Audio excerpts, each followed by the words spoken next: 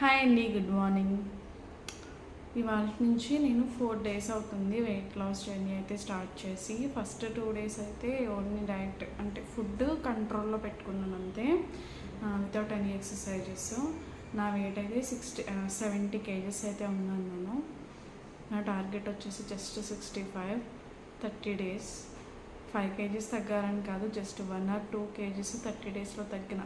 1 KG తగ్గినా కూడా okay, అలానే స్టార్ట్ చేశాను. అండ్ 2 డేస్ నుంచి అయితే వర్కౌట్ స్టార్ట్ చేశాను.